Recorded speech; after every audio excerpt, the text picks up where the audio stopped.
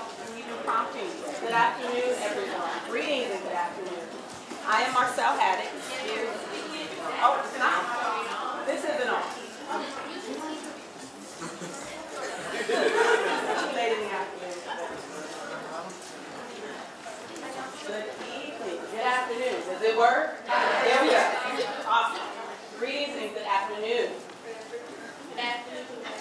I am Marcel Haddock, Dean's Associate Professor of Reading and Language Arts in the School of Education here at Syracuse University. And I'm also chair of the Douglas Bicklin Landscape of Urban Education Lecture Series. I want to thank each of you for being here this afternoon and also for supporting the entire series this year. Our theme for this year's series has been Surveillance and Segregation in 21st Century Schools, Dismantling the School-to-Prison Pipeline.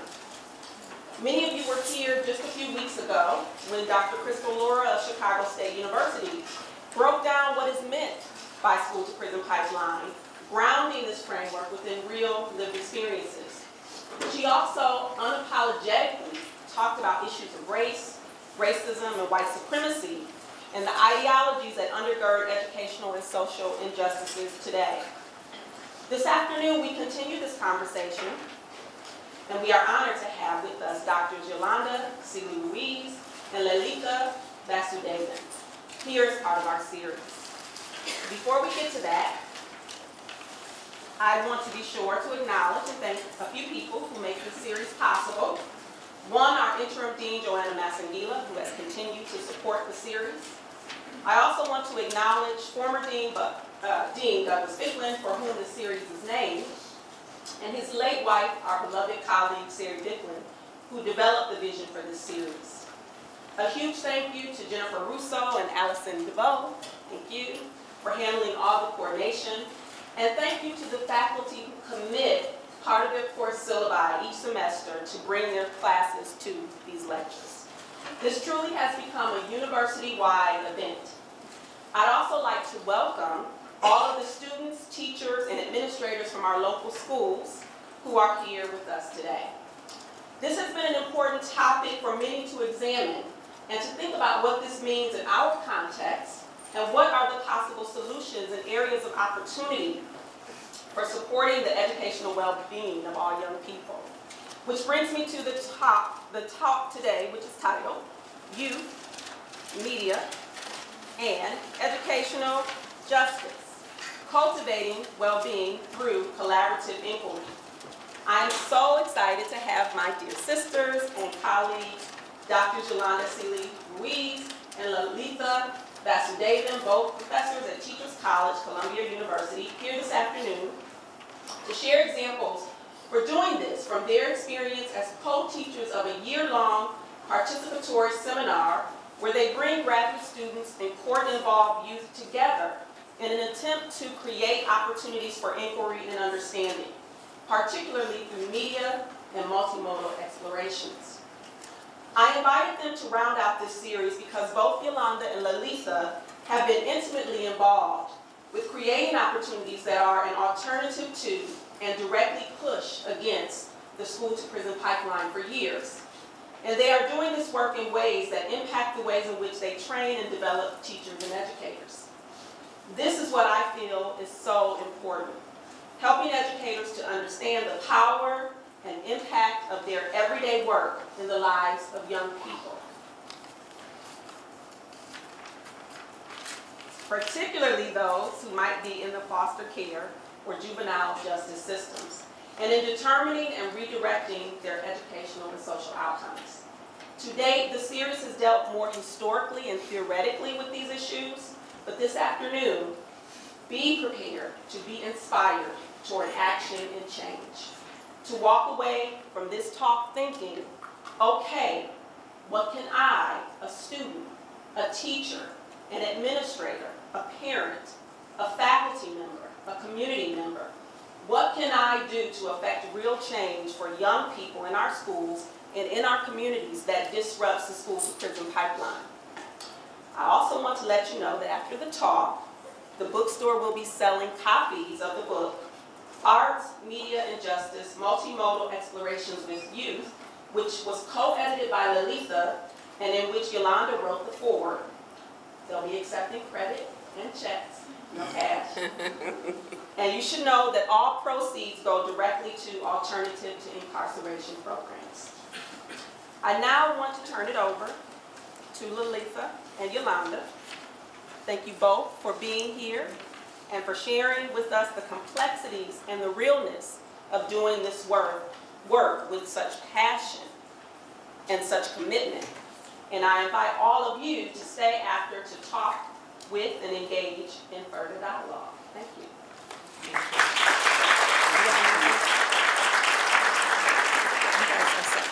Good afternoon, everyone. Thank you for that. Dr. Haddix, thank you so much for that generous introduction. Lalitha and I would also like to say some thank yous. And we would like to thank former Dean Doug Bicklin and his late wife, Sari, for creating this series and offering an opportunity for various voices to be heard around the issues that we each deal with on some capacity in classrooms and in the places where we serve. Also would like to thank Dean Joanne Masengila. Thank you for having us here and continuing this space that Marcel is cultivating. We would, too, like to thank Jennifer Russo and Allison DeVoe. Thank you, thank you, thank you. Did I say thank you? Did we say thank you, right, for the coordination? I'm going to turn it over to Lalitha, but just quickly wanted to say that this talk today is more of an invitation. And we invite you, really, to journey with us in the work that we've been doing for the past 4 years. And even up until the moment of preparing for this talk today, Lalitha and I are always in current and constant conversation about what is the work and really what are we doing and what is it that we would like to share. And what we've come to understand, and we want to thank Marcel so much again, because inviting us here has really forced us to think about what we've been doing these past 4 years and to continue to ask more questions. So thank you for being here with us. And for being patient with us as we share with you what we have been trying to do over the past 4 years. So I'm going to echo Yolanda's thank yous and add to that, the thank you especially to Marcel and to this series, not only for bringing us here, but also to put us in conversation with this tremendous series that has gone on this year.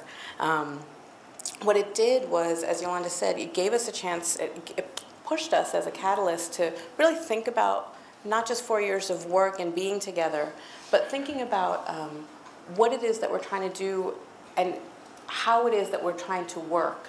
And Marcel laid out the framework that the talks that you've been a part of this year have given you different perspectives, and where we locate our work in that larger conversation around the school-to-prison pipeline is both having the young people at the center of this work and attempting to create spaces within the higher education context for many of the adults who work with the young people. So that's current and pre-service teachers, social workers, counselors, youth development workers, youth advocates, to engage in a re-seeing and a re-knowing of who these young people are.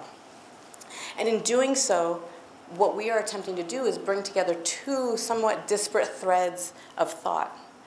One has to do with nurturing the self, nurturing a sense of belonging, nurturing one's spirit, and nurturing, as we'll talk about, well-being, and bringing that together with a critical interrogation of the dehumanizing discourses that currently exist in our schooling systems, the ways in which zero-tolerance policies have engaged in tremendous overreaching, the ways in which community policing has become extremely overzealous in the last decade or so, and the ways in which, especially in New York City and certainly in other places around the country, there is a push to defund forces and elements of schooling, such as nurses and librarians and counselors, and yet there's increased funding for developing standardized testing for kindergartners. And so that's the situation we're facing in New York City, and I'm sure that this is not different, far from what you all are experiencing here.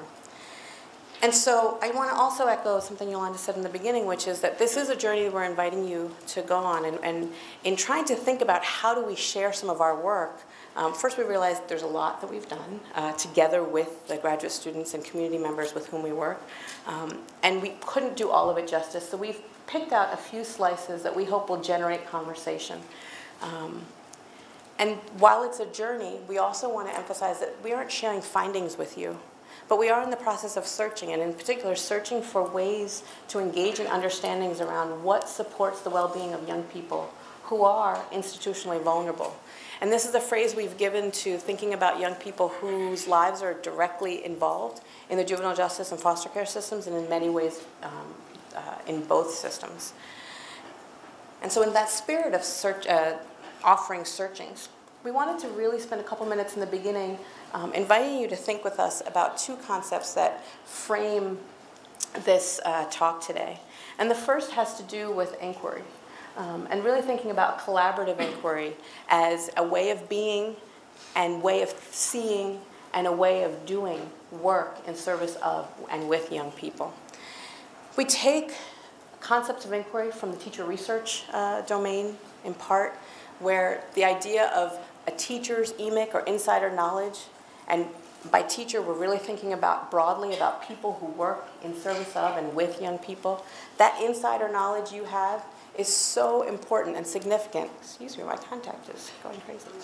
So significant and important, and shouldn't be viewed as inferior to all of the external and distance research that's happening. So to this emic concept of inquiry, we bring together the practice of questioning, the practice of noticing, and you're going to hear in our talk the many ways in which we invite the graduate students and young people in our work to notice what they're encountering and seeing differently, to engage in the practice of description rather than jumping to evaluation, that we might see what's happening, and rather than ask what isn't happening, we look closely at what is happening, what we do see, and to engage in what we like to, to engage in practices of multimodal inquiry, right? And by that we mean to inquire not only verbally, and not only with our eyes, but to inquire and locate ourselves in different postures so that ultimately we engage in different orientations toward young people.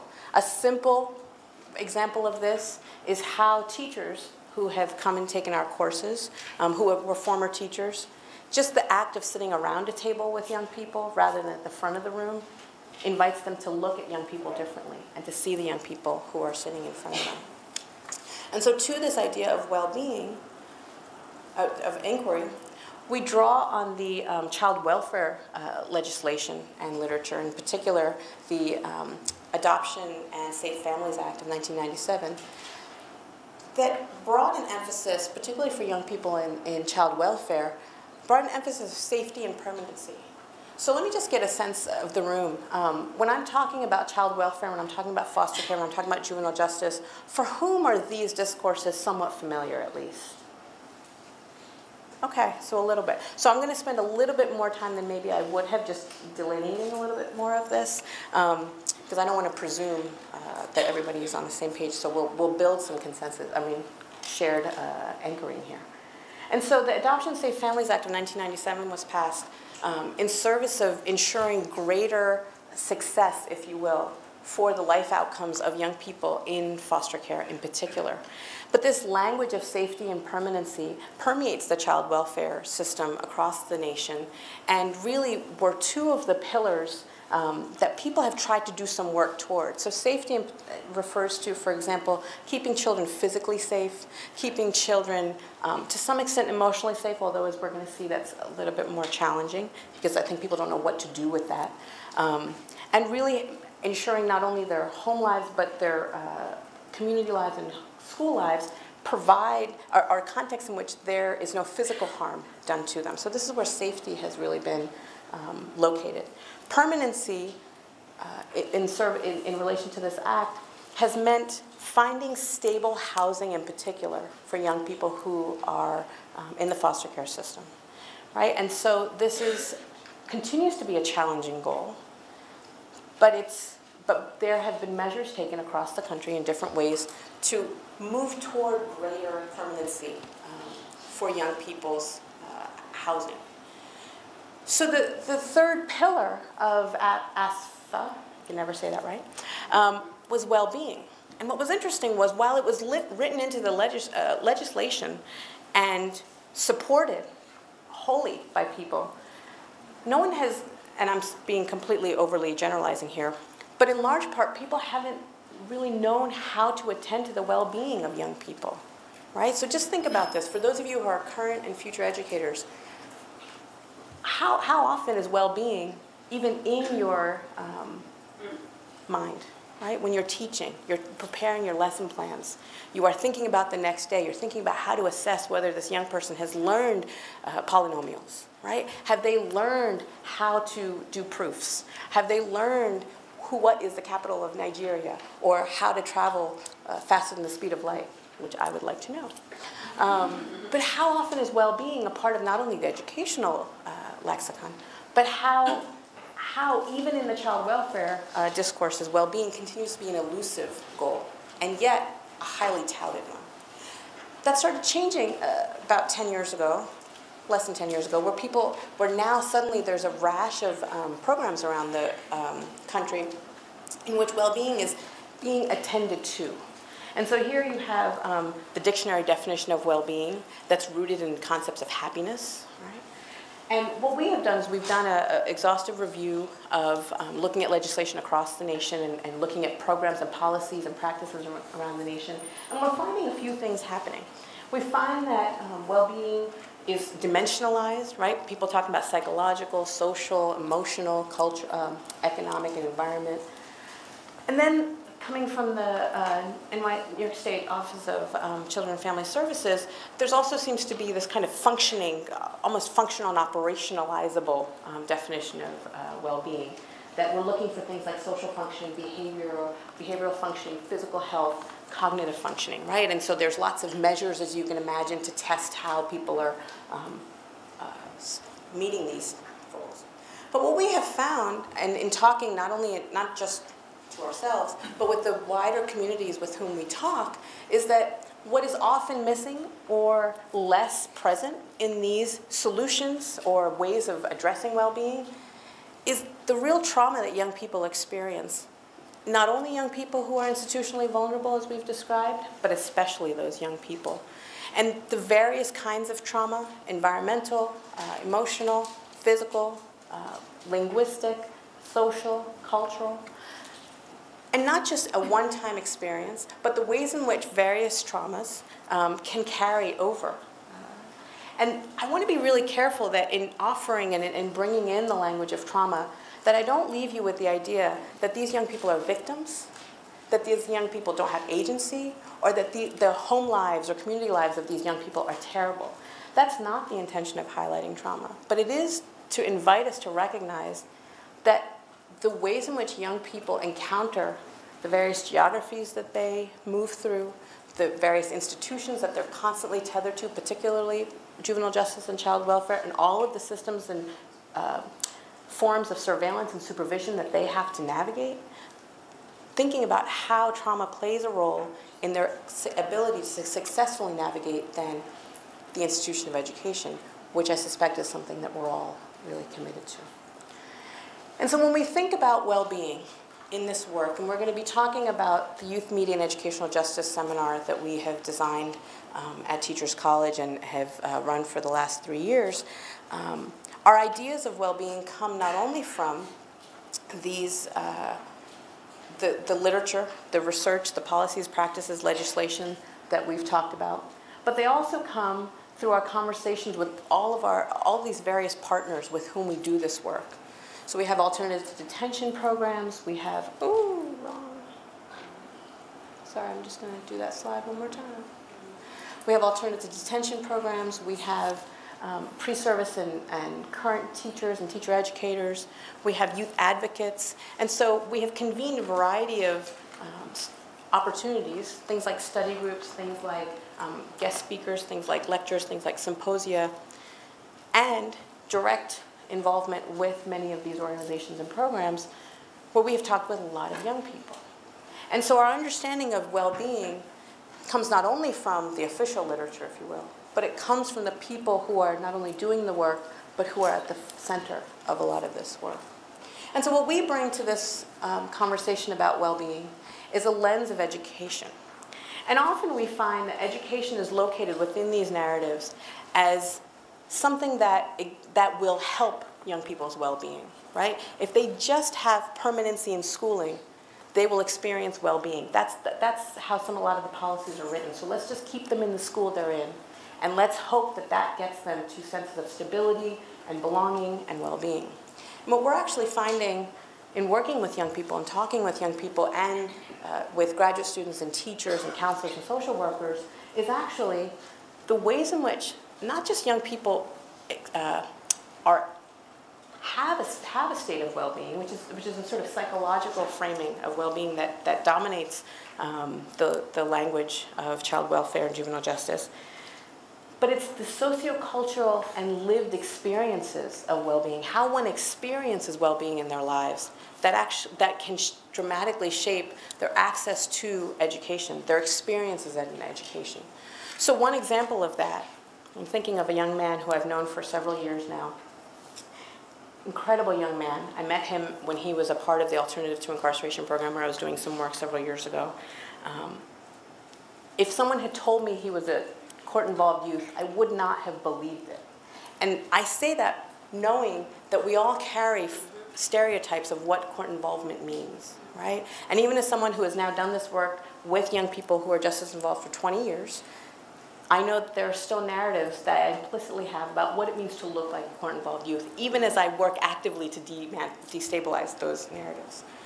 So this young man, I've known him now for 8 years, and one of his challenges now is finding ways to stabilize other aspects of his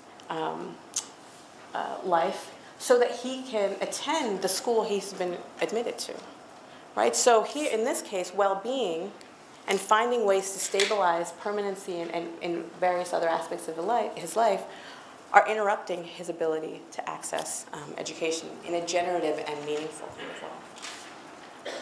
I'm going to stop talking for a few minutes, and what we'd like you to do, I'm sorry it's a little off-center, is to think with us a little bit. And we want to play you a clip from a young man who was at the time enrolled as a participant in an Alternative to Incarceration program. And so in the Emersonian sense here of offering a provocation, what we'd like to do is play this clip for you. It's about 1.5 minutes. We'd like you to listen. And we want to ask you to pay attention to what you notice. What do you notice about what this young man is saying, how this young man is saying it? And what we're going to ask you to do afterward is talk to 1 or 2 people in your vicinity just about what you noticed. Right? We just want you to hold the ideas of inquiry and well-being in your mind as you pay attention to what you notice about what young Huey is saying. 1 in a million, I would say, yeah, because you never get especially with the legal system, you never get a chance for, like, especially kids my age and a little younger, they never get a chance to be, like, treated as an adolescent, a child, instead of a juvenile and a delinquent, you know? So I think it's like I say it to everybody, I think all the people who are involved in this or participate in this are like, they're brave because anybody else from a different point of view would be scared to even walk through the door, you know? So I really applaud them every day. Like, I see them and they see me, and I just, acknowledge that they're doing this for us. It's not, they're not here for the check, and whatever the case may be, they're actually here for a purpose, and they're serving their purpose. Mm-hmm. So, more like a safe haven, because I kind of use this as a gateway for advances in my life, like we got theater program and all this stuff, and you never get a chance to be involved in this, not even in a YMCA in your neighborhood, that's just somewhere to go after school. This is like something you can do with your life, there's a difference. So take a moment, make any jottings you'd like, and just turn to the person next to you and just talk for about a minute, and we'll reconvene.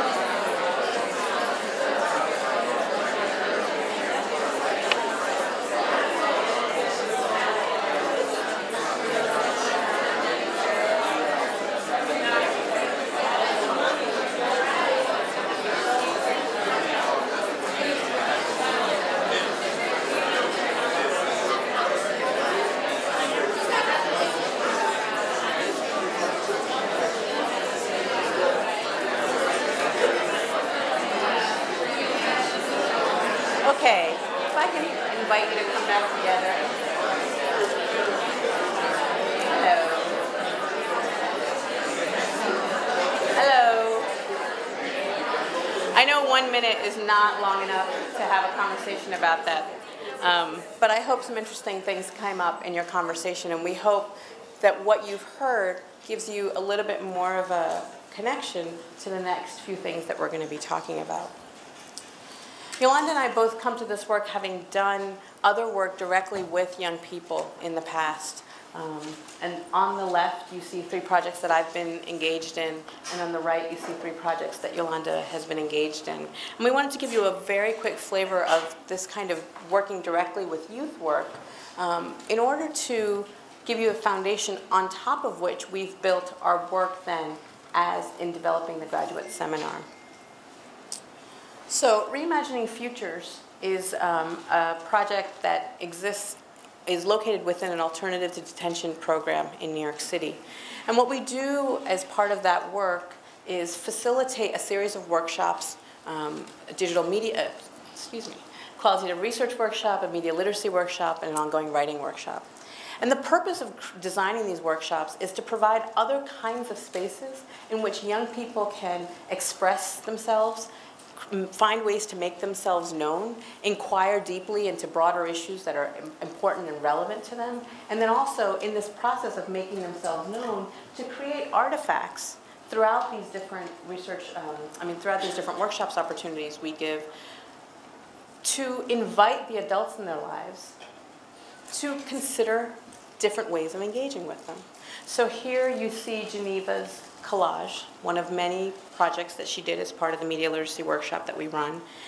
And I'm not going to talk too much about it, but I am going to say that this artifact in particular had an interesting history, because whereas she was a very vocal and engaged participant in some of the traditional measures of engagement, what this particular artifact allowed us to do was invite Geneva to have a different set of conversations, to bring in her vast knowledge about women in leadership, about her role in the family as a leader within her own family, within her community.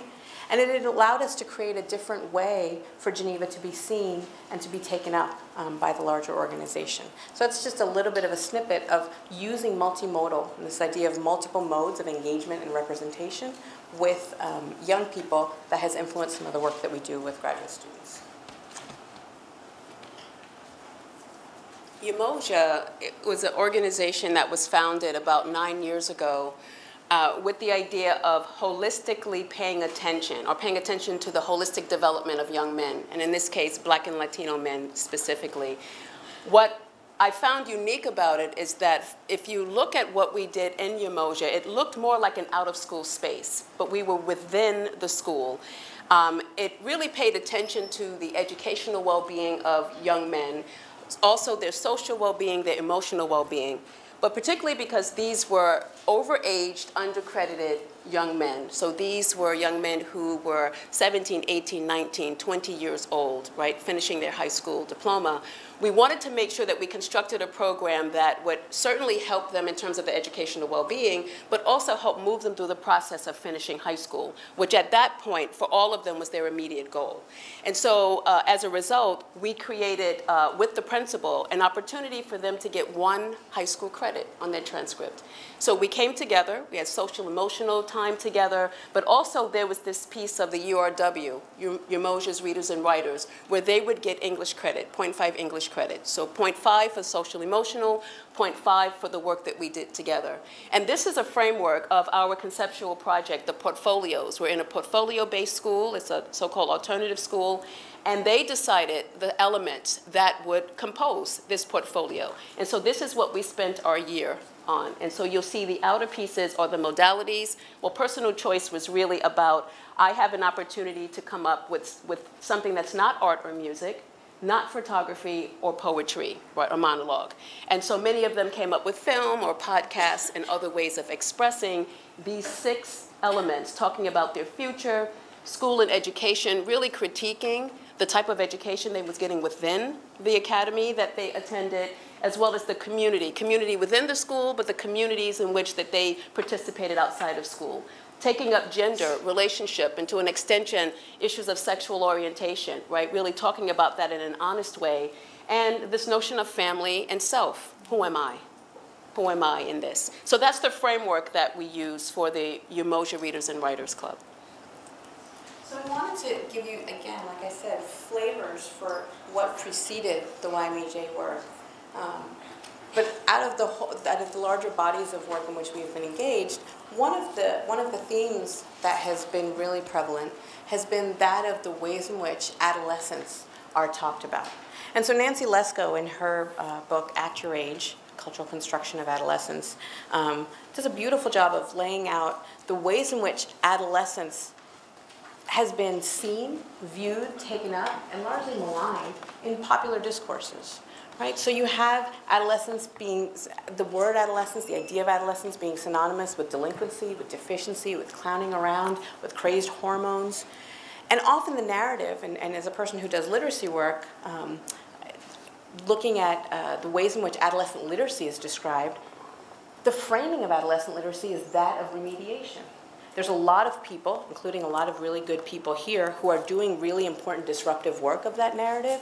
But a lot of policy narratives look at adolescence and the stage of adolescence and the kind of education, thinking about adolescence as one largely of remediation, right, in need of remediation. So we wanted to think about what to do with the ways in which adolescents broadly are described, but also how youth who were early 90s, some of you might remember the language of super predators. It's less explicit now, but the ways in which people were talking about young people who hadn't even been born, but by virtue of where their families lived, what resources they had access to, they were already identified as being the next big wave of crime that was set to hit the country. Now, this was not realized. But what this moral panic did, of course, was see a prevalence of zero tolerance policies around the country, increased and changes, and much to the detriment of young people living in urban communities, of Rockefeller drug laws, even as arrests were going down, even as actual, what would be described as criminal activity, this idea of super predators was never actually realized. And even though the language has left our legislation and our discourse, the idea, unfortunately, remains. And we see this in a variety of ways playing out when we look at lives cut short in communities around the country, especially in the last year or so, that with increased news attention given to young men in particular, whose lives have been cut short in a variety of ways. And we take these ideas, we take these very complicated, challenging, uncomfortable ideas, right? Some of you might be squirming in your seats. Uncomfortable ideas, and we said we have to address them. And we have to address them not just in a superficial kind of way that says, okay, graduate students, let's read about the school-to-prison pipeline. Okay, graduate students, let's read about adolescence. But we wanted to create an experience, we wanted to create a context in which the graduate students could not only learn about the lives of young people, but experience what it meant to be an adult in the life of a young person. Right? And so when we think about who is the who for our work, we think about the people who currently work with and think about and make decisions about the lives of young people. So we think about educators, we think about social workers, we think about counselors, we think about judges, we think about lawyers, we think about advocates, we think about researchers. Right? We researchers play a significant role in the language we use to describe young people as at risk or not. So that's just a small example. But we also wanted to find ways for the folks who identify in these many roles to see themselves as not just acting on young people, but also to serve as productive bridges to create different relationships between young people and the institutions that they are a part of. And so it is in this spirit that the Youth Media and Educational Justice seminar and larger project was born. We give a flash of who the team is, and you can see they include the two of us, our community partner, Melissa Wade, who works with New York County Family Court, 3 doctoral students, and a postdoc who was a doctoral student working with us in this work. And all of us teach together. All of us conceive of this work together. Different configurations doing different pieces of it, but we all take up this work. We wanted to also give you a little bit of a flavor for what the larger team's background is, right? So we come from different backgrounds, perspectives, and commitments in trying to shape this experience. And we do that in service of recognizing that the ways in which a lot of these social forces have been talked about in relation to education often has been within the narrative of educational achievement, right? So when people look at the intersection between child welfare institutions, juvenile justice, and education, the measures are often about educational achievement. And what we wanted to do was change the conversation to say, what would happen if we put educational well-being at the center of the intersection of institutions and education? And what we are wondering about, what we are searching for, are understandings about whether attending to educational well-being of young people can have an impact on these larger social forces that are usually seen in a unidirectional way as being intractable forces. And so how might we, what is our role as university professors, as graduate students, as teachers, as educators, as researchers, to impacting and shaping narratives of educational well-being, experiences of educational well-being, to not only resist these social forces, but actually impact and change some of these larger social forces. The need to do this work, you know, that there's the phrase of canary in a coal mine. Young people who are in these systems often serve as markers, as indicators, as canaries in the coal mine of how well these institutions are doing. And what we see is that young people who are involved in these systems continue to have very challenging, challenging and unideal experiences with schooling. We see the problem of young people who are incarcerated having high dropout rates, or some of us might say high push-out rates. We see that young people who have been in foster care for varying lengths of time continue to have lower, significantly lower high school graduation rates, and that number becomes even smaller when you think about college attendance, let alone college completion rates. And then we have young people who are identified as crossover youth, who may start out in the foster care system, may become involved in the juvenile justice system, and their life outcomes. And again, in saying so, I don't want the message to be this is a deterministic, immutable reality, but this is what we see happening. And so our question for ourselves in doing this work is, if we know that these are the consequences, right, of involvement in these institutions, if we know that school performance and difficulty forming attachments and homelessness are just among the few of the many challenges that people write about all the time, it's incumbent upon us, we felt, to think about how within the social positioning we have, to find ways to disrupt that is different than directly going to a young person and doing the work that sometimes gets described as savior work, right? That I'm going to go and protect this young person, or I'm going to create this one program.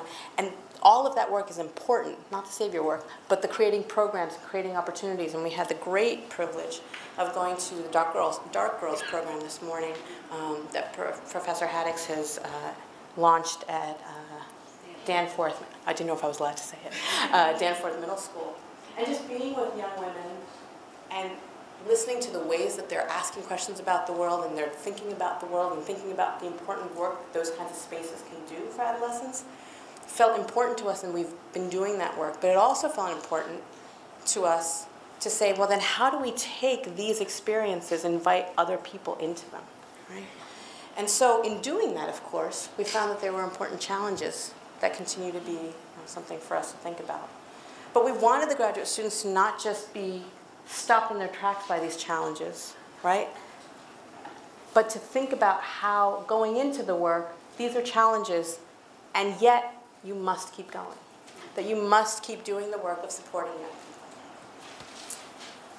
So the overview of the seminar is that I'm going to talk very briefly, because Yolanda's going to talk much more richly about the seminar. But what's really important are these three strands at the bottom, right? In this year-long participatory seminar, we wanted to start with these three overlapping strands that we're going to share with you a little bit more. I'm going to actually just, and what you see here is all of the prep work that happened in bringing this seminar to fruition.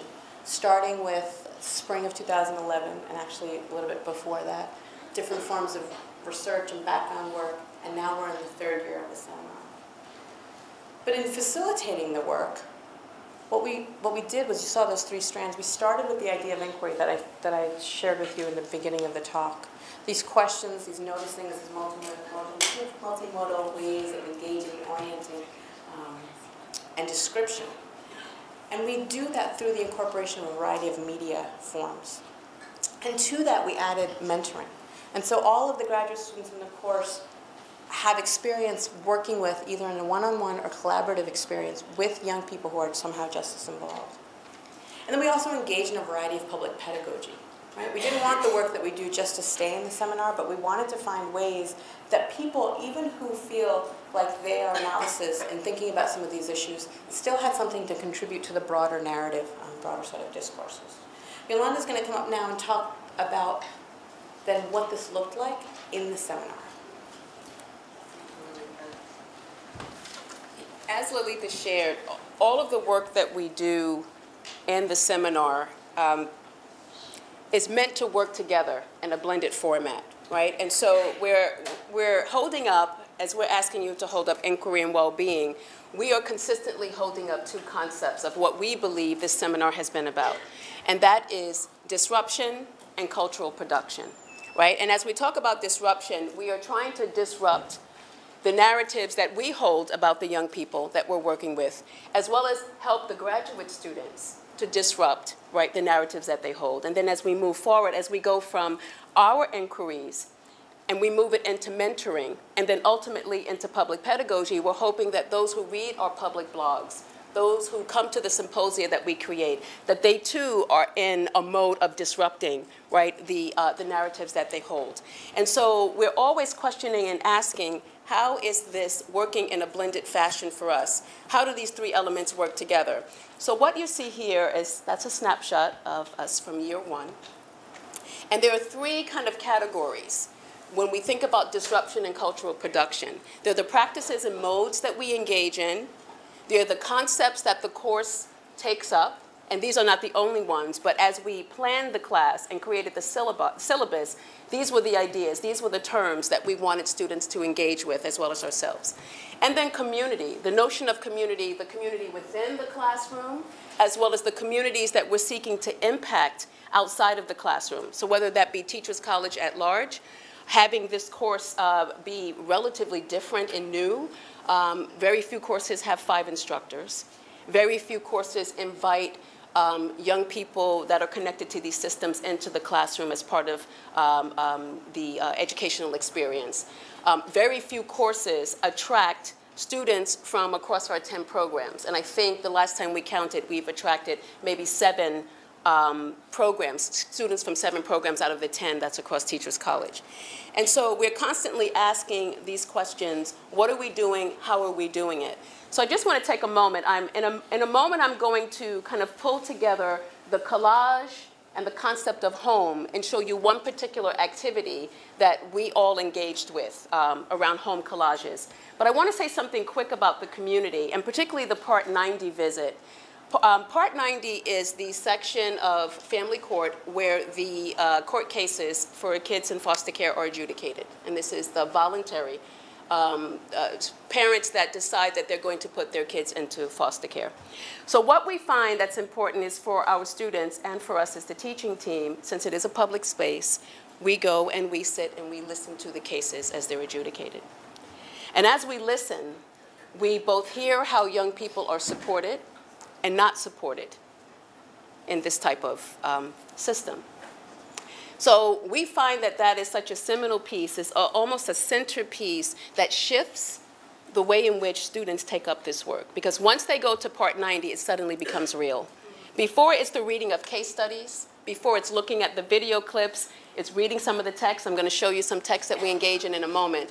But going to Part 90 and seeing the faces and hearing the voices shifts it all together and constantly disrupts the narrative that these students are holding about young people in juvenile justice and in foster care. And then we have guest speakers We have lawyers. We have Judge Edwina Mendelson is the presiding judge over all, is it foster care cases? All family court cases in New York City, who has been coming to the class for the past 3 years. That's been an amazing treat. We have Dr. Suzanne Carruthers, who is a professor of early childhood at NYU, who comes, she's the first guest speaker, and she engages us in conversation about what does it mean to do this work? What does it mean to look within in order to do work outside of your own self, your own body, your own experiences? And we've engaged in yoga. I am constantly trying to be like Dr. Haddix, who is an amazing inspiration, but we find that as we're seeking to understand what is the well-being for young people, that we too have to see about our own well-being. And this type of work can be stressful, it can be sad at times, invigorating at times, and so engaging in yoga meditation with our graduate students helps us tend to our own well-being. Okay. And these are some of the texts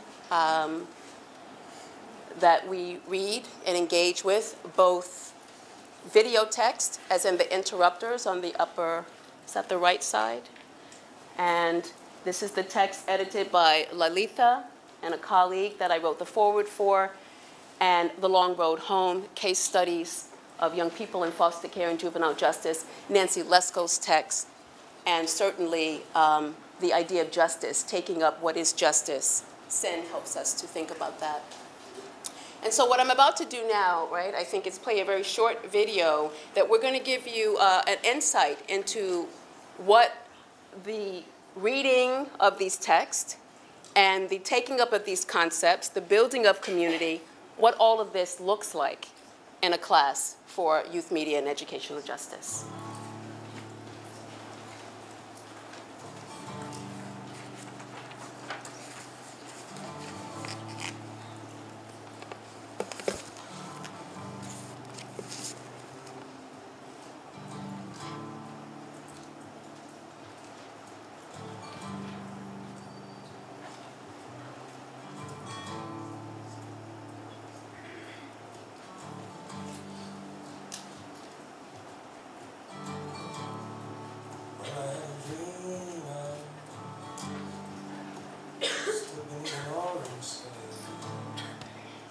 Just the fact that we were listening is what made a difference for her. And so that, to me, makes me think a lot about what is the work, just being heard and how important that is. With a stranger, you can feel like there's no judgment because I don't know you, you don't know me. I'm giving you what I'm giving you the impression that I want you to perceive. I'm giving you the impression which is the person I want you to perceive again. I don't know, I always ask that question, how can we not speak to close ones, friends, loved ones, family, but speak to a stranger that we know nothing about? We can sit there and tell our whole life story to, or whatever we've been through, or we're going through, or whatever the case may be, you know, so I always found that strange.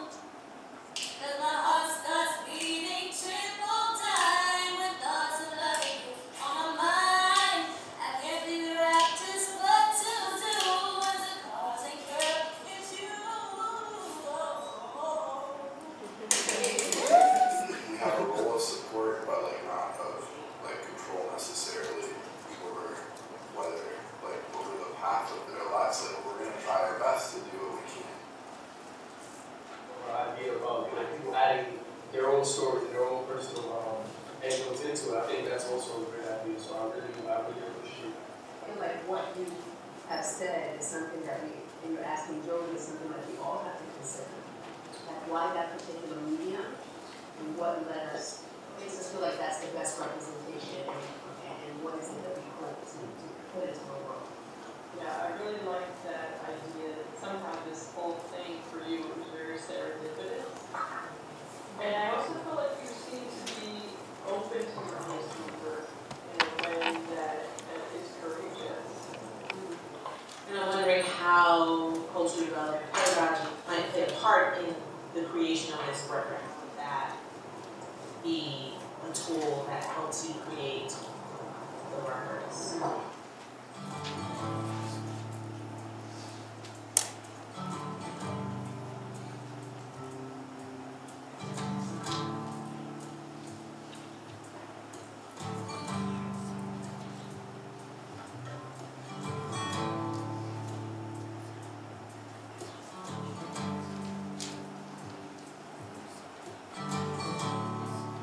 I had a dream I stood beneath an orange sky.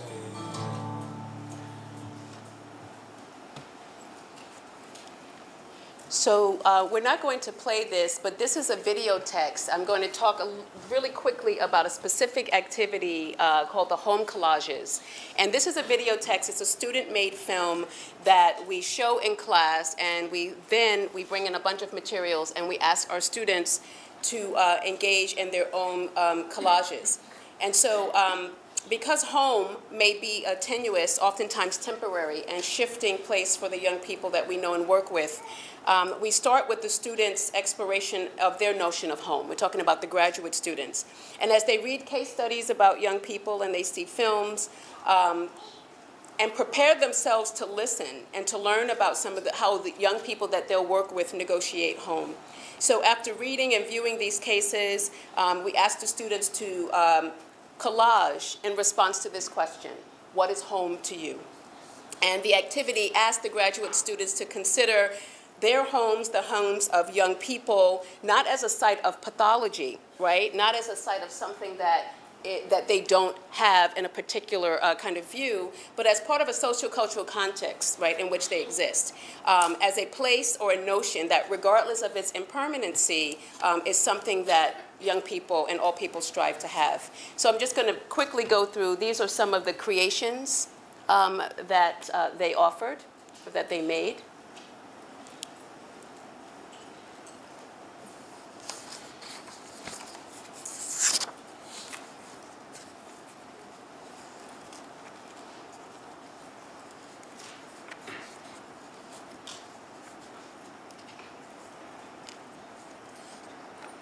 And again, an opportunity to really disrupt the notion of home as being a place, right? But, you know, we carry home with us sometimes. Another activity that we asked at the very beginning, I mentioned Suzanne Carruthers, who was the guest speaker who did the first workshop with us. And it was about looking inward to do this work. And so we use a form of free writing, but we also use free voice. And we asked students to consider what they experienced with Dr. Carruthers that particular evening, and to go home and engage in a free voice around questions. Questions that they're asking of themselves, questions that they're asking of the systems that they're coming to understand, and their orientation to this work. So this is, we're not going to play it, but this is Damaris's free voice, and it came in the form of 21 questions that she asked herself. And for us, you see that multimodality is not just that we're playing with different mediums, but we see it really as educationally a way to enter conversations. And so as our mid-semester check-in, we asked them to use clay. We worked with clay and we just asked the question, where are you? Where are you with these ideas that you're taking up? Where are you in understanding the literature? Where are you in understanding the things that we've been talking about? And so I just want to show a couple of clay making pieces that the students created. And everything that the students do, of course, the teaching team engages in as well. And in this case, just taking up the notion of voice, Sometimes with the readings and the videos and the things that we show, students find that they are overwhelmed. And they're looking for their voice. They're looking for an opportunity for them to say something about what it is that they're learning. And so this particular student took up the notion of voice, right? How do I find my voice? How do I use my voice in doing this work? And now Lolita is going to talk a little bit more about some of the digital. We show you some clay. We talk about free voicing. We do free writing. And there's certainly digital work that students engage with as well. So what you see happening here are 4 of the several projects that have come out of this course. And so we said we're in our 3rd year. We've had 36 graduate students who've been a part of this course. 31 have been able to do the full year. We're in the 3rd year right now. And we have, I think we have something like 24 projects that people have done. And so this idea of making the work public and creating digital publications, we have an exhibition at the end of the year, has been a really interesting kind of goal for the graduate students to be thinking about. And what we have found is, you know, some of you might be asking yourself, well, why create clay portraits, if you will, of someone's thinking? Or why do collages? Why do free voices? Why do drawing in trying to understand the intersection of youth and educational justice? And what we have found is, well, let me not tell you, let me stop and instead ask, anybody in here try something new, let's say in the last year? I see a couple of brave volunteers. So I want you to think about that, trying something new. About 5 years ago, I took my friend's painting class, right? I'm a terrible painter. I mean, mixing color was a revelation for me. And I remember when I went to go put my brush on the canvas, and I think we were drawing shapes. I didn't know how to move my hand. You know, she was showing us a certain kind of mark to make. And what had occurred to me was I had spent all this time thinking about learning and thinking about how people learn, and I had forgotten to put myself in a situation to learn something for the first time differently. And what we have found with these kinds of invitations to find different ways into the intersection of youth and educational justice is that the doing and engaging with tactile and digital modes in this kind of way opens up different conversations, invites the graduate students and the young people to see each other in different kinds of ways, and sometimes they do this work together. And so what you see in the top left there is someone's use of the tool. You can find it freely online, called Tiki-Taki, which is a online timeline tool. On the right, you see the use of blogging software. A young woman created hash marks for each of the roughly 12,000 young people who are currently in foster care in New York City as a way of creating panels that led you into additional information, so creating a resource about youth in foster care. On the right here, just using good old PowerPoint to create 2 scenarios of the same child and inviting teachers to think about how do you see what you see and what sense are you making of what you see. And then on the left there, someone used Prezi to create a resource that could be used by teachers to think about different theoretical frameworks. They might want to encounter different texts they might want to encounter, and trying to think differently about what it means to educate and do work in service of young people's educational well-being. I want to tell a very quick story about one graduate student in particular. This is we see this with a number of graduate students who come to the course who have backgrounds as teachers, right? So I'm guessing many of you are teachers or pre-service teachers or doing field-based work right now. And she had developed a way of working with young people in which she identified as the teacher, right? She was the teacher. These young people were students, and the institution that framed their relationship was school. And that was familiar, and that made sense. And so Katie was placed for her mentoring relationship inside of Voices, which is the alternative to detention program where Reimagining Futures works. And she participated as part of a writing workshop that was going on there.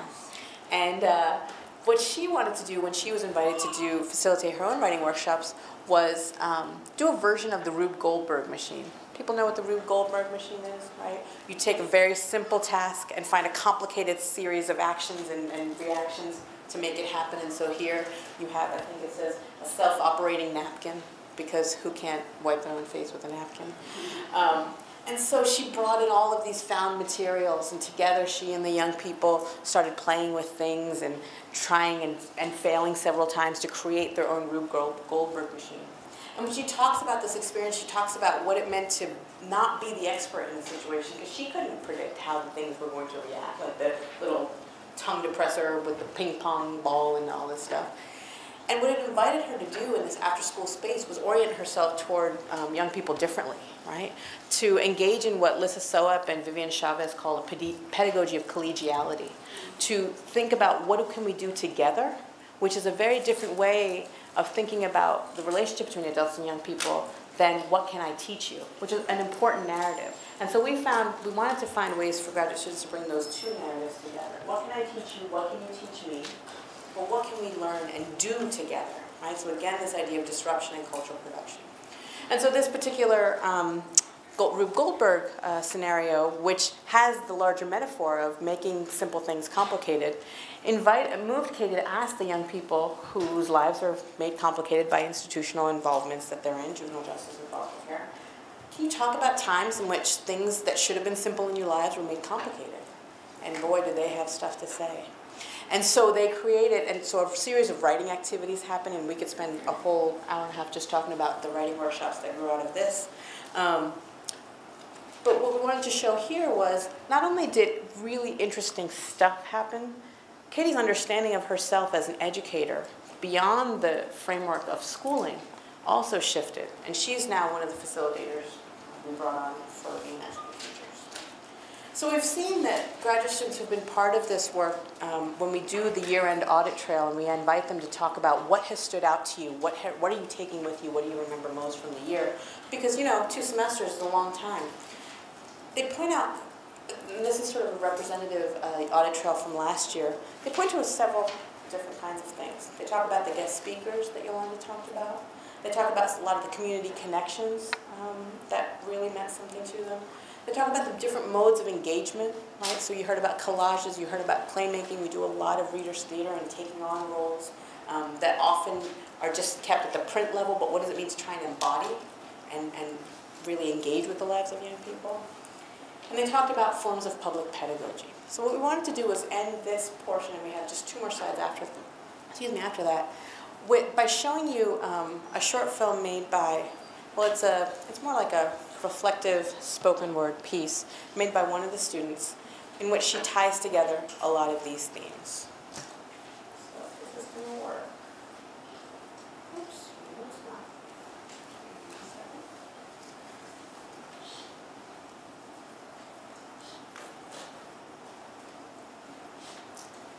Dear YMEJ fam, it's been nearly 2 months since my last love letter. To you, to us.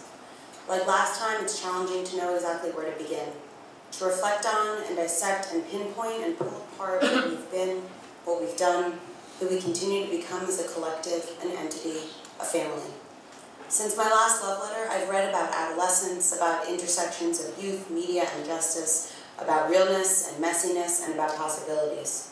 But since my last love letter, I've also seen the bruises on the pale, thin wrists of the young woman I mentored, painted on her by the handcuffs of a police officer who arrested her in the living room of her home, in front of her 9-year-old brother and 10-month-old sister.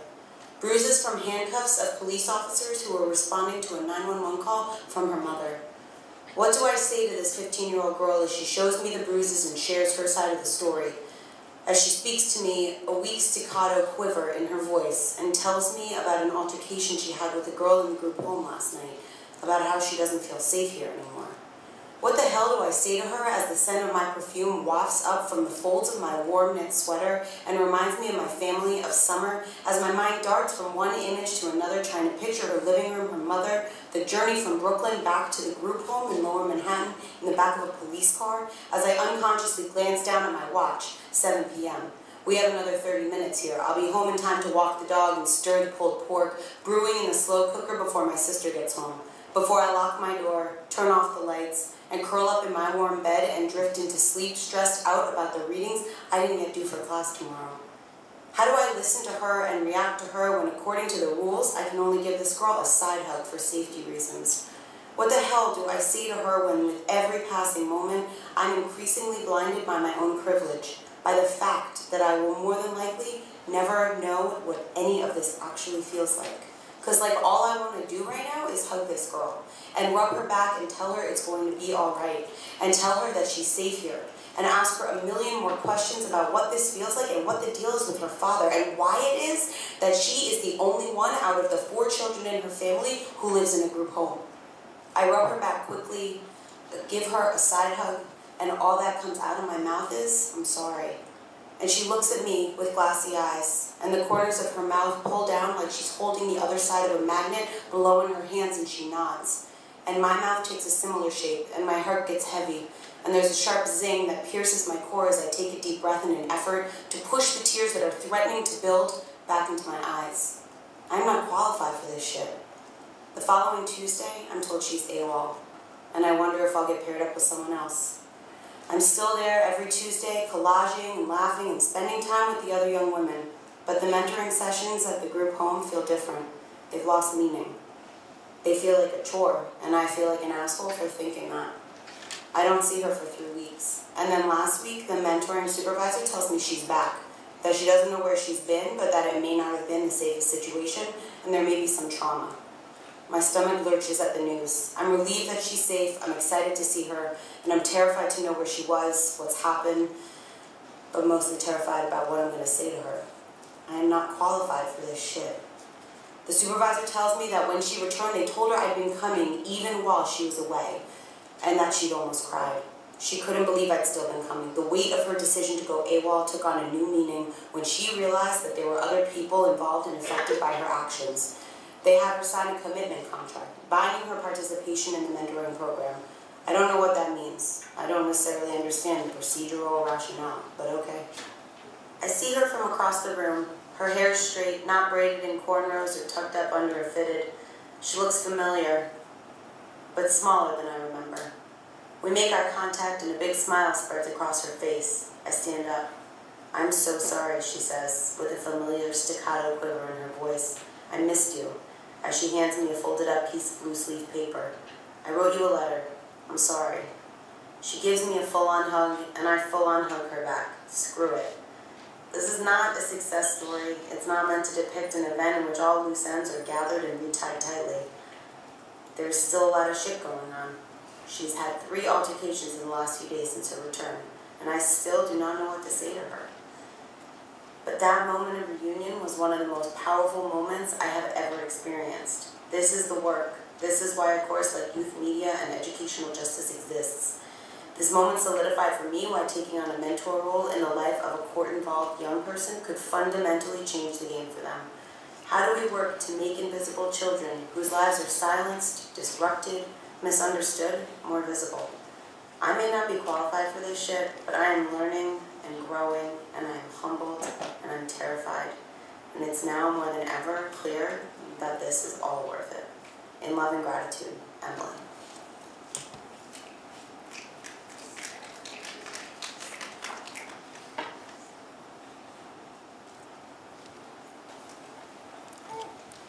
So in offering Emily's reflection to you, we want to underscore what we started out.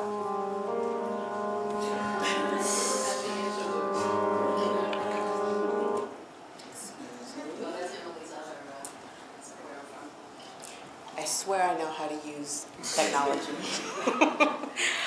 In offering her, that's right, in offering her poem and her reflection, I just want to underscore what we started out by saying, which was, we are not offering findings, we're not offering a victory narrative, we're not offering, look how great this is. What we want to do is offer for you and leave you with a couple of questions and a couple of directions in which we're continuing to search, and what the ways in which we're carrying with us, the different ways that the graduate students who are current and future teachers, researchers, social workers, counselors, policymakers, principals, administrators, the way that they're carrying the course experience with them. What are we doing in doing this work? What are we doing? What are we doing it for? And how can we do it better? And so we have some research directions that we're taking that you can read there. One involves a longitudinal study focused on young people. One involves a longer look at the graduate students. We're trying to shift the landscape of the graduate courses at Teachers College by including the narratives of young people. We're trying to really bring this emphasis of educational well-being to a broader set of discourses, and we're engaging in continued public pedagogy related to this work. And what's been so beautiful about this is that YMEJ has spawned so many other things that we didn't anticipate. The Racial Literacy Roundtable series is a series that I started with 3 master's students, actually 3 years before YMEJ started. So it has a 3-year history before. It's now in its 6th year. But the way that I've been impacted by YMEJ is to change or to add a focus of the roundtables and to dedicate the theme of the roundtables to young people. And so starting with 2012, 2013, Tara, who you saw singing, with her mentee, she's one of the teaching team, and she's also a doctoral student who's now collecting data. Her data is on the ways in which disconnected youth in New York City navigate systems. She kicked off the series, starting with the Year of the Youth, and talked a bit about her work with Text Connect, which is a texting, I wouldn't call it company, it's a service for youth in foster care and juvenile justice to text and to get resources, where to find food, where to find a place to stay. So she talked a bit about that. And then the following year, which is this current year, I've dedicated it to youth education and systems. And so the facilitators that present the racial literacy roundtables talk about this. And this, in this case, was a teacher who's also a doctoral student that talks about the ways in which culturally relevant pedagogy is used in schools to navigate systems that sometimes seem culturally bland for students of color. We also have 2 ways that we also have 2 ways in which the YMEJ in particular is trying to reach out. We have a Twitter feed, and we have our public blog on ymej.org. We have additional information. And finally, what we're really excited about is work that we've joined with our colleague in clinical psychology, Dr. Laura Smith, and we have started through generous support from a provost grant, the Civic Participation Project at Teachers College. And Lalita, Laura, and I first conceived this as Lalita is always talking about convening, sort of pulling people together that are specifically doing this kind of work, participatory action research work. And we were planning, we have our weekly meetings at Joe's Cafe, so we have coffee and croissants and spinach and egg white sandwiches, right? Sometimes we don't eat it all. But we were planning what we would do to launch this spring. But when the non-indictment happened in Staten Island, one of Laura's students, whose father happens to be a civil rights lawyer, came to Laura and said, we have an opportunity to raise the dialogue, to give people a space to talk about this. And we were pushed into that, and Civic Participation Project was born with a town hall meeting. I was on a panel with Christopher Emden, with Jamila Liscott, who is a doctoral student, activist, and poet, and Randolph's dad. And after the panel, we broke out into various rooms. Over 150 people came, craving that conversation. And I think what we felt encouraged by is a young woman who has been the director of student affairs for 20 years. She said to us that that was the first time she had witnessed cross-racial, cross-cultural conversations about race and injustice in the Teachers College setting. And so we felt that that is a direction, we're kind of going in the right direction. We continue to have meetings every month. We have created what's called a making series, where people come and engage in film, in embodiment and performance, and in music to talk about issues of injustice. So connect with us, reach out to us, and if you're doing this work, let us know so we can connect with you. And thank you for your audience.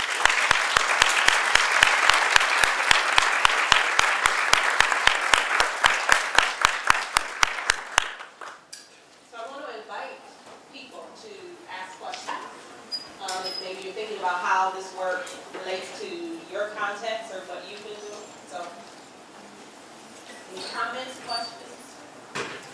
Here, let me bring the microphone. Now you know what it's like to have your own talk show, right? How do you, or do you plan on getting undergraduates involved at all? Literally last night at dinner. Literally last night at dinner. As we were learning a little bit more about the Dark Girls Project, they turned me on and they said, you know what we need to do? We need to get some undergrads involved in this work. I kid you not, myself can attest to that. And there's a beautiful model that Dark Girls is using, and we are thinking about it. And so far, the people who have been involved in the work have been graduate students in the seminar. But your question and our conversation last night is making me think about who are we inviting and who are we making this public to. So thank you for that.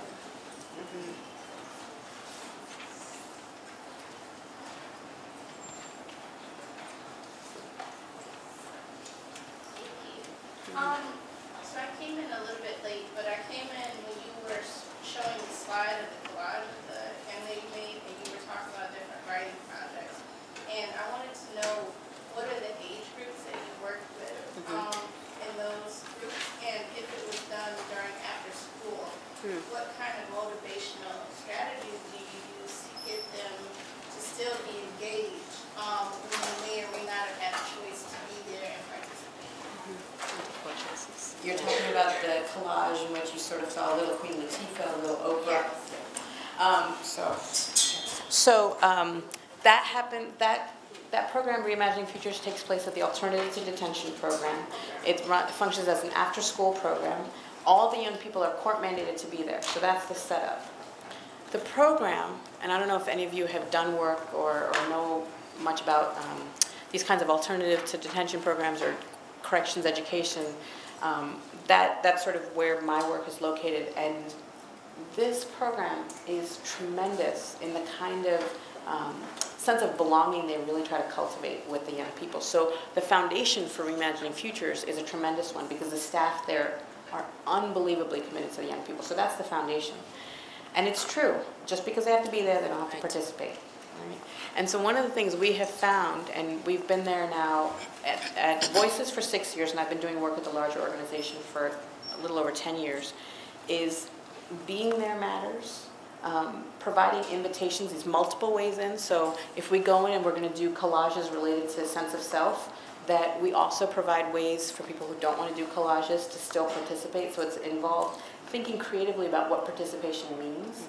And it's involved really kind of, people would say walking the walk of saying, yes, we can believe in multimodal literacy and all of this stuff, but it only works if you actually say what's important, most important here, is that we have multiple forms of participation and that this is a site where everyone is welcome. And so if you are not feeling like collage, the larger idea of today might be, who are you in relation to where you're going, right? So that might be one thing. So what's another way you can do it? And so working in a team way allows for one person to facilitate and another person to just have a conversation and say, what do you feel like doing related to this idea? It's not perfect. It's young people sometimes just are like, nope. And what that means for us is not, oh, this person isn't participating. It means that facilitating an after-school program, those of you who work in after-school know the young people come to after-school programs with the weight of school on them, literally, right? So how do we provide space for that weight to exist, but not be deterministic? So it's a very long kind of thing, and we do a lot of stuff. We do video making, photography, writing, theater, a lot of play. Like another whole talk I gave a couple weeks ago was all about play. I have a lot of fun videos about that too. So thank you for that question. It's a good one. Marcel. Oh, there's that one? No. Thank you. How do we as teachers take the ideas of well-being and trauma and bridge them into classrooms when we are particularly disconnected with students? Well, my first response to that is to listen, right? I think oftentimes as teachers, and I still consider myself a teacher, except for last year because of personal injury, I'm still in the high school classroom. So I think oftentimes teachers, because of the pressure that we're under, we're looking for solutions and answers very quickly, right? So, okay, so tell me what it is I need to do so I can get them to talk about this thing that's hurting them, and then maybe that will free them up to kind of pay attention in class. And what I have found, you know, as I'm going into my 23rd year of teaching, is that the patient urgency that my colleague Lalita talks about is to at once be patient and listen, but at the same time understand what's at stake. So I find that listening and cultivating the relationship with those students, for them to be able to talk about those moments, right, that are hindering them from being fully present, it takes time. And oftentimes we feel that we don't have the time, but it is the time that we must take to do this. And again, this is 4 years, right, of just doing this. We have to look at it in the long haul. So I would first say listen, and listen deeply.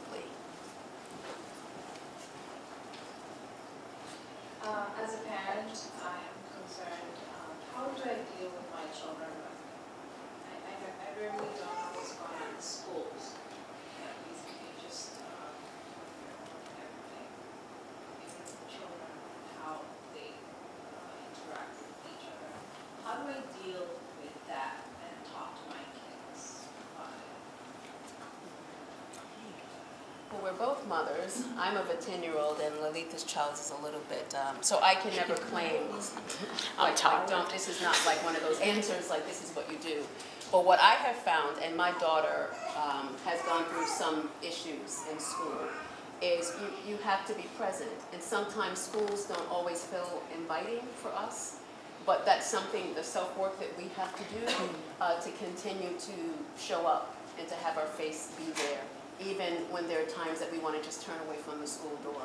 So I have found in raising Olivia and having her through 3 different schools that it was important for me to show up and to be able to be bold and to ask questions and to not operate in fear. And sometimes it is easier to kind of shrink back and say, well, no, I'm not going to ask that, but to be fully present and to ask questions all the time. That's on the school end, so showing up when you can. In terms of what Olivia is teaching me is I have to listen a little bit more. And sometimes I'm quick to make judgments when she says something. So I'm learning to listen more as a parent. And I find that as I'm listening, she's telling me what's going on in school. She's telling me who's bickering. She's telling me who's talking about people. She's telling me what's happening on the bus. She's telling me what the bus driver's not doing. So as I listen, I'm learning what her world is like and learning how to ask better questions. So I'm beginning to feel like I'm an educated mother, and she's teaching me. But the school piece, show up even when it's painful. Do you want to add something? The only thing I was going to add, and it actually reminds me of the previous question as well, or it makes me think of the previous question as well, is, you know, Stephanie Jones is a good friend and colleague of ours, and she visited the seminar the first year. And she was inviting us to take a listening stance, and she told this great story. I'm going to butcher it, so I encourage you to, you know, go wherever she is and listen to her. So, but my version is, the punchline is this. She was inviting educators in particular, but people who work with young people, to buy themselves some time when something happens, right? Often we just want to react. Often we're put in positions to react, right? And this is where earlier we were talking about stay in the mode of description rather than jumping to evaluation comes from. And so she was telling this story of doing, I think, a workshop or teaching. And she was teaching, I think, little 5 and 6-year-olds. And all of a sudden, in the middle of what she was trying to teach, one of these little boys, a little boy, screamed something really loud at another little boy across the room. Now, I can't remember exactly what it was, but it was inappropriate. I remember, but I don't remember. We're not going to say it. There was already enough cursing today. I'm sorry about that. Mm-hmm. And so Stephanie said, okay, I knew I needed to do something. I couldn't just go on. So she walked over to the little boy, and she held his hand, and she said, she said, hang on 1 second, room. And she just walked outside of the room, and she bent down next to him, and she said, did you really mean what you said? And one of the ways she prefaced that question was, she said, I wanted to ask a question for which I genuinely needed to know the answer, right? So I didn't know if he really meant blah, blah, blah, blah, blah, you boy over there. And so he said, no. And she said, but are you really, really mad at the other boy? And he said, yes. And so it gave her time to just do something about disrupting what might have been, in another circumstance, stop shouting, sit down. And this is not to say that teachers who engage in those practices are doing something bad or wrong. It's just that the systems in which we exist, they're set up to have immediate responses. They're set up to not have time for pausing, to not have patience, because the only narrative we experience is the urgent narrative, right? So what we are trying to do, and what I appreciate in your question, is, to me, it just highlights the importance, again, of pausing. And this is a school-wide question.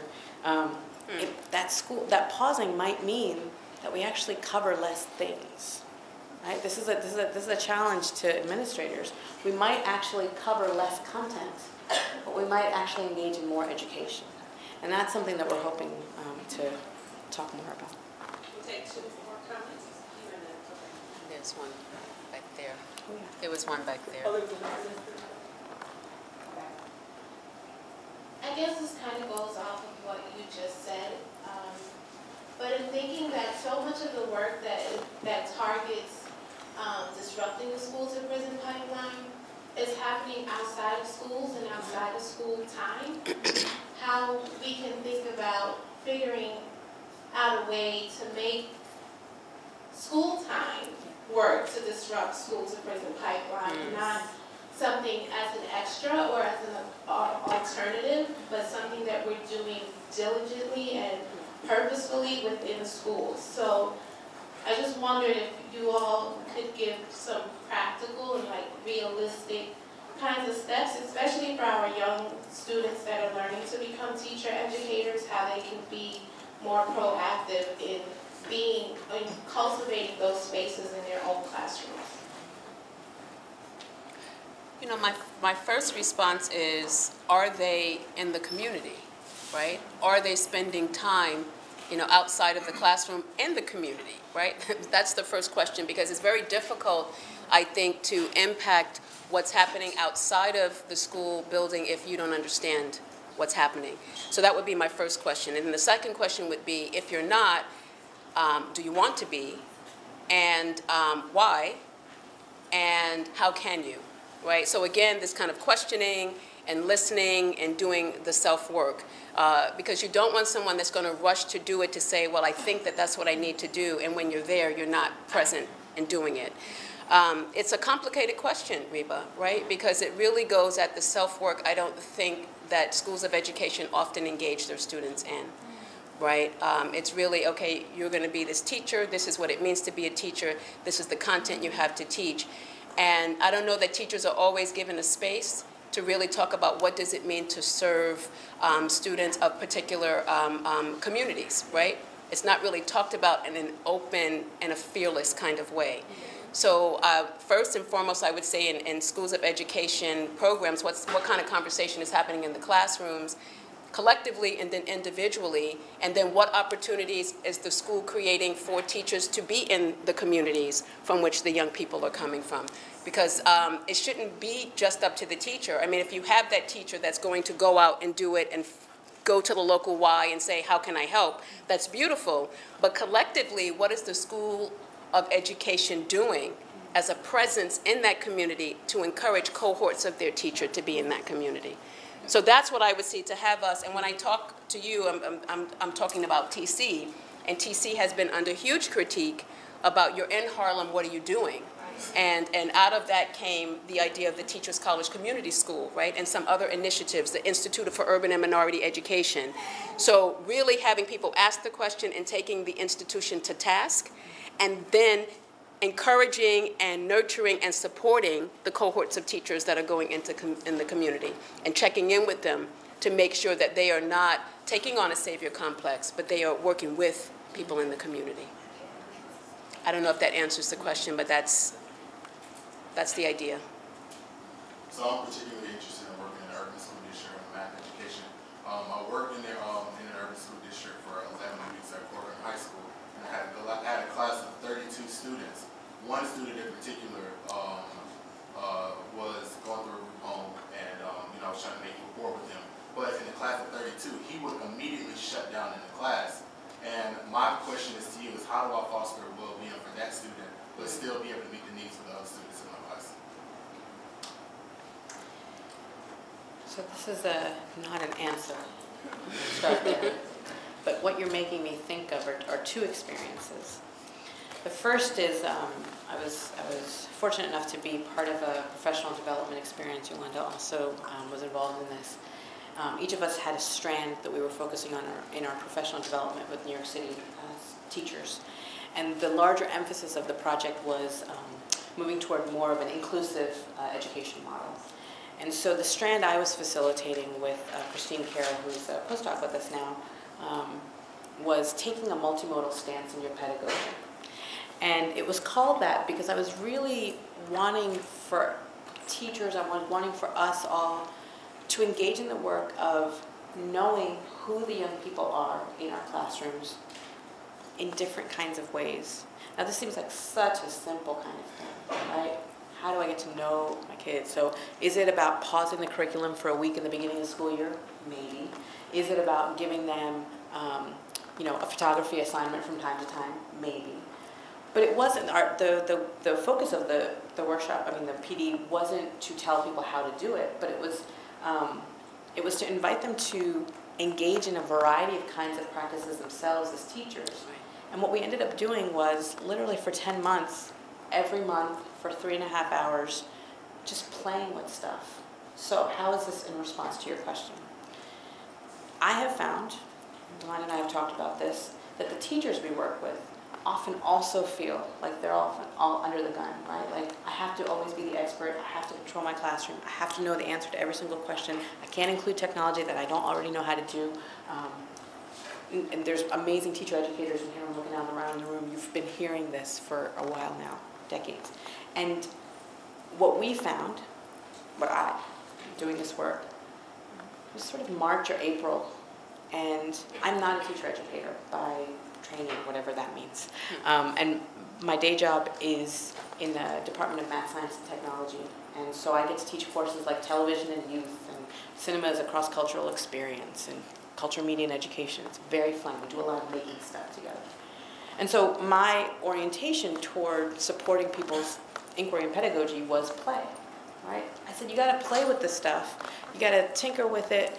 You gotta play around. And not have me say, how can Animoto be used to get to know your kids, right? Teachers come, I found, with a deep commitment to young people. Teachers come with the kinds of questions you're saying, how can I cultivate well-being for this young man in my class? And so we found that creating an experience consistently over the course of that school year, where people were invited to play and explore in an unfettered kind of way, gave rise to observations like, I noticed ever since I started incorporating more multimodal projects in my class, my attendance has gone up from, I think I'm getting the statistic right, from 45% to 85%. I don't know if that's something. Now, I'm not going to take credit for it at all, because she was an amazing teacher. But that's interesting. Another teacher said, now I don't know if this is something. This is also really interesting, right? Teachers always hedge their own kind of observations. They don't trust their own knowledge. This other teacher said, I don't know if this is something, but I'm more excited to go to school every day. I don't know if that's anything. And then another teacher said, okay, so I really don't know if this is something, but the video that you showed us a couple months ago, I shared it with some teachers, and then we all watched it and had a discussion about it. And so some teachers are thinking about some of the kids who are bilingual in kind of different kinds of ways. So I don't know if that's something. So I think all three of those are something. And I think for us, what has happened in looking across that work and other kinds of work is that the invitation to play, not only in the silliness kind of definition of play, but play beyond the given roles that teachers and students have, has led to people thinking differently about the orientation of schooling. So not knowing your context, not knowing your classroom, not knowing your school, it would be extremely hubristic of me to say, here's what you can do for that kid. It might be one consideration, yeah. So, okay. Thank you. And some of my questions are already answered by the previous questions, but at the beginning of the talk, you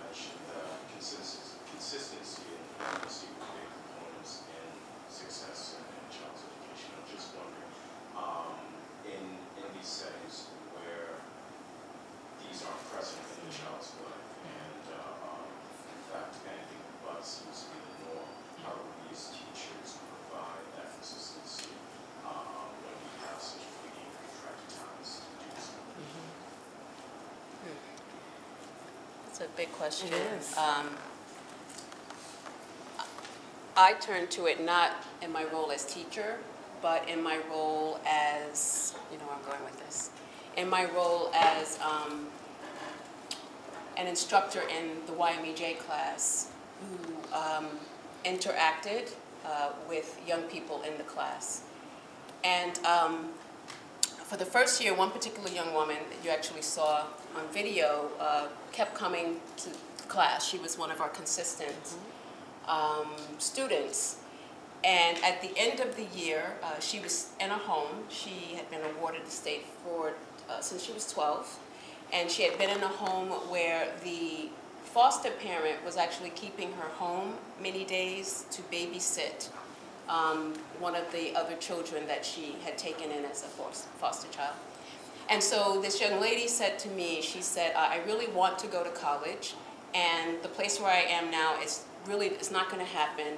Can I come live with you?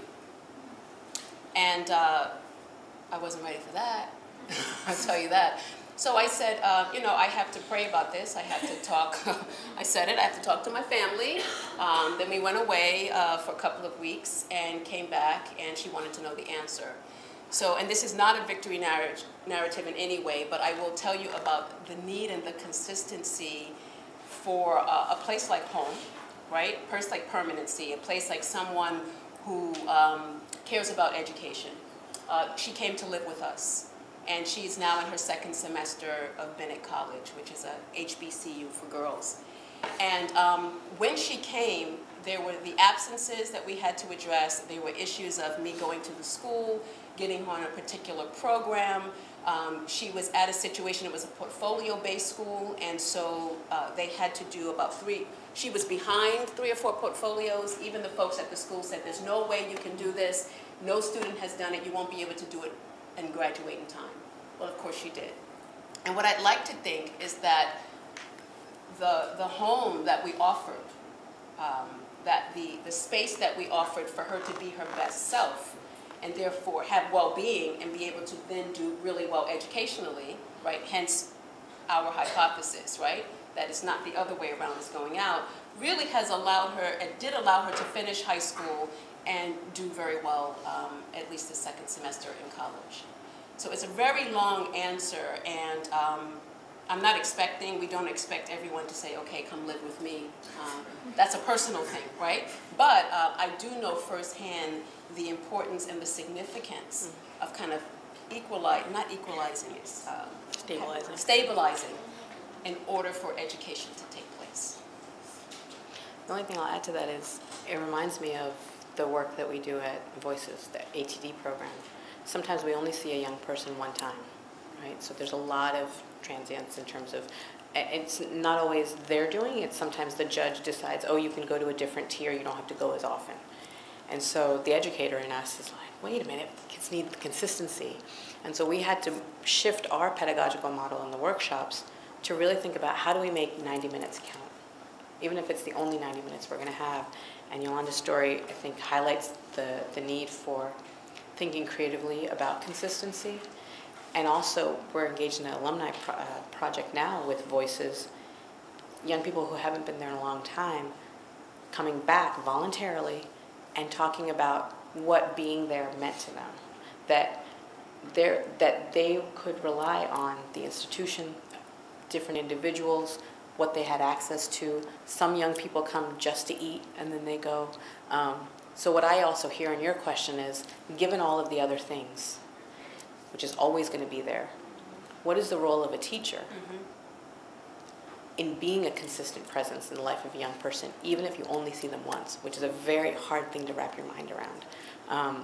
So I offer empathy, but I also, I think, offer what Yolanda was saying just now, seeking and creating different forms of consistency, and thinking creatively about, is it a Facebook kind of presence you have?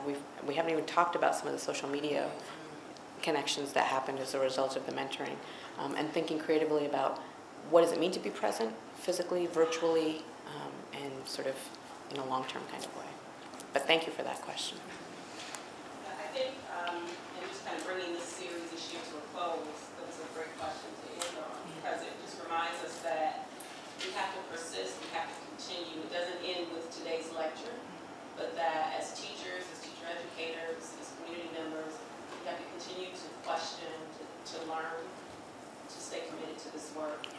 So I want to thank both of you for inspiring us to do so and giving us a lot to think about.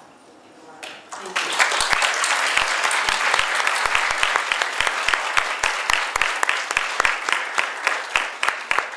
I'd like to invite, well, two things. One, we are beginning to think about the lecture series for next year. And again, I'm Marcel Haddix in Reading and Language Arts. If there are particular topics or themes or speakers that you are interested in or think would be a great addition to this tradition and to our community, please send me an email and stop by and let me know so we can begin thinking about that. And also remember that the book that was edited by Lalita and with the foreword from Yolanda, which goes to Alternative to Incarceration programs, all the proceeds is available for your purchase outside. And thank you all for being here. Thank you. Thank you.